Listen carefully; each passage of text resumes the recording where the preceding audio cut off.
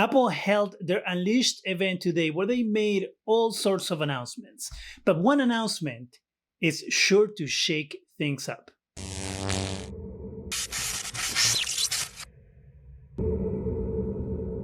Hi, welcome to Zgadgetreview.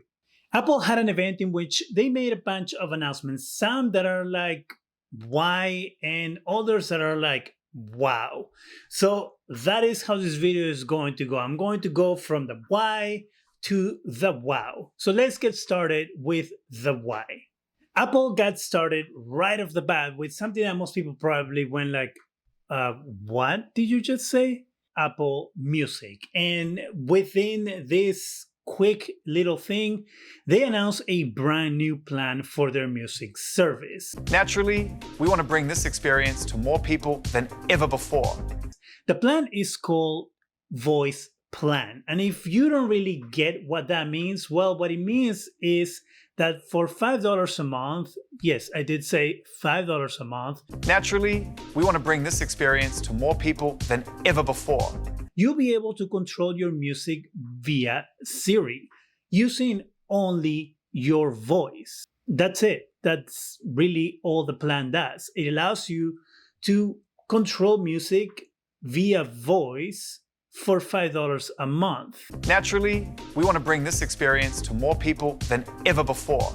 As you are aware, if you've been watching my videos now, I'm not an Apple user. My assumption is that you will be able to control music using Siri no matter what, as you can do with Android by Google and Amazon using your Echo devices.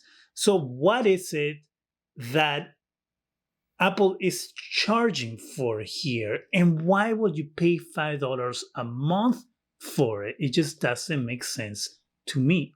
And it is great that Apple has added this voice plan, said Carlos sarcastically, because they also announced new colors for the HomePod Mini. So you'll be able to buy new HomePod Minis in yellow, blue, orange. The great thing is that if you're a HomePod Mini user or you are wanting to get into the HomePod Mini fun, if you can call it that, is that the price is going to be the same no matter what color you choose. But as I was saying, the great thing is that if you get your $5 voice plan for Apple Music, you'll be able to control your music via just your voice using your HomePod Mini, because it will be so hard to just pull your phone and pick the song that you want to play or playlist. The next big announcement was the Airpods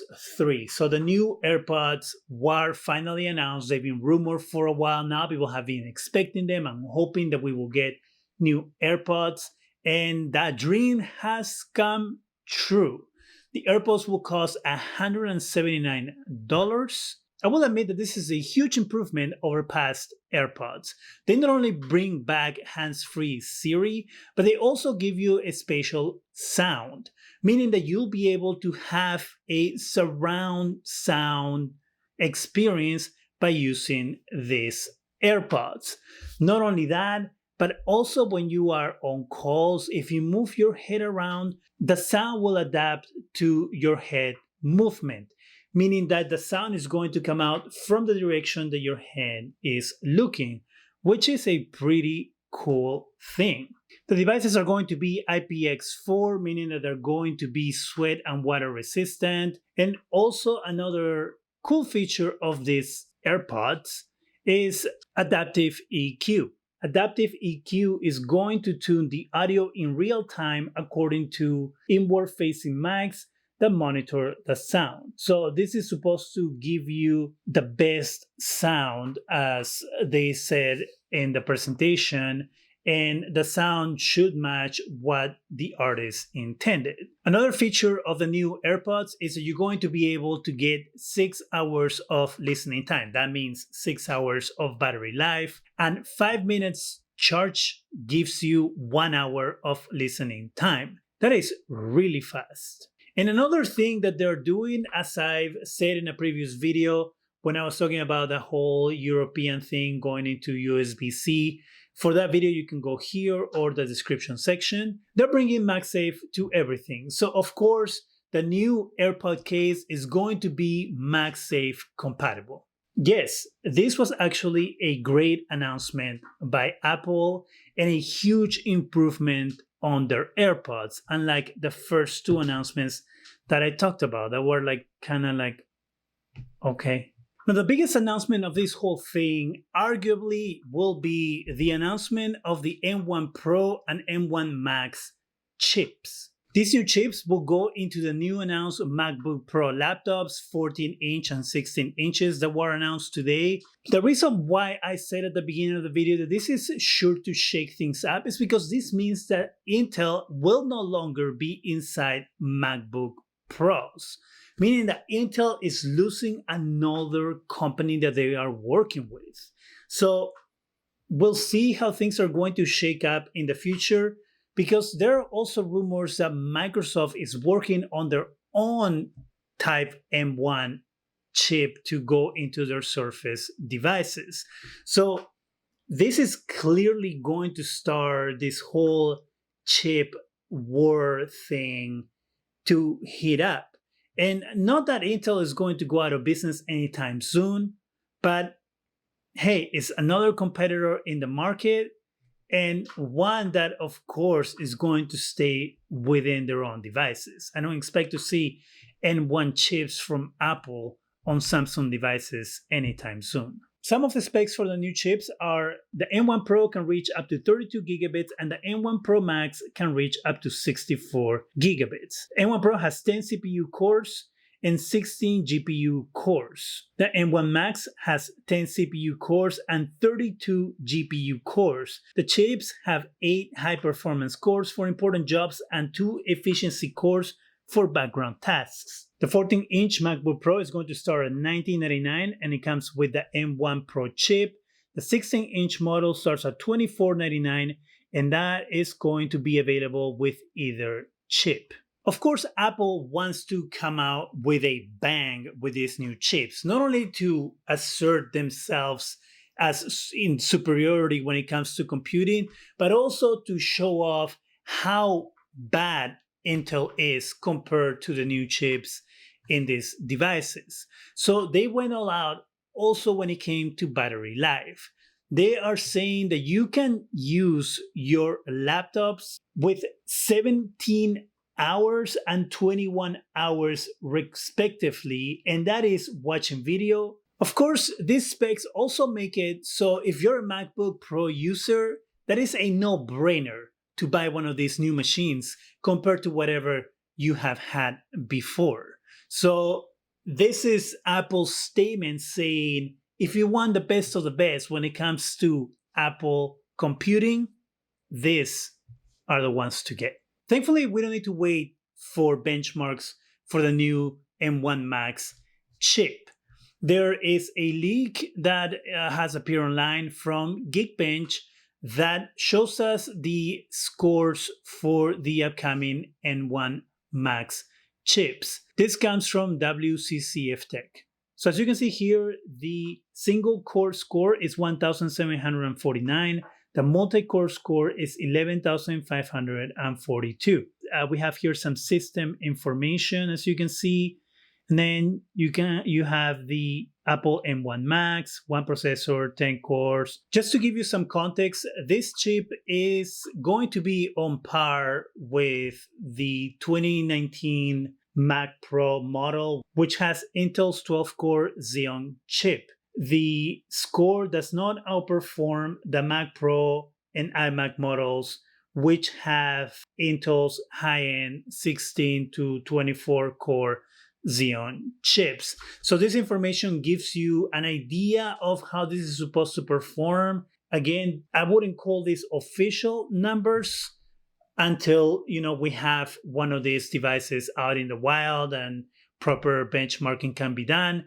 But if this is true, you have an idea of how these devices are going to perform. Those are not the only big changes for the MacBook Pro. The MacBook Pro is bringing back ports that really every single device that is considered a pro device or a device that is made for content creators need. is an HDMI port, an SD card slot, and I'm talking about a big regular size SD card port, not mini SD, regular size SD cards, which every device that is marketed for people to use for, again, editing pictures and video should have. It should be a rule that you cannot call a device a creator's device without an SD card in it. Hello, Microsoft. What happened with your Surface device that is for content creators? You forgot the SD card. So Apple is doing this right. And also, of course, the device is going to support Thunderbolt 4 and a headphone jack, because that is a necessity. The ports that this device is going to have are a necessity on a device that you're going to use for editing.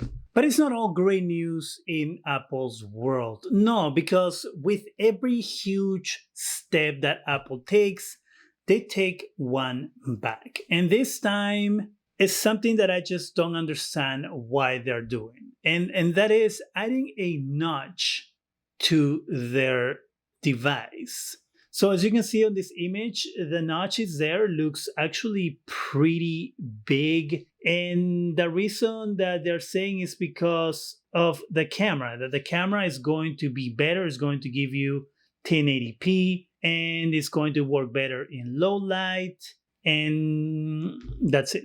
That's the reason why you need an ugly, gigantic notch on a device, again, that is made for pro users, as they keep calling it. Why you will want a big block in your screen cutting off the image is beyond me.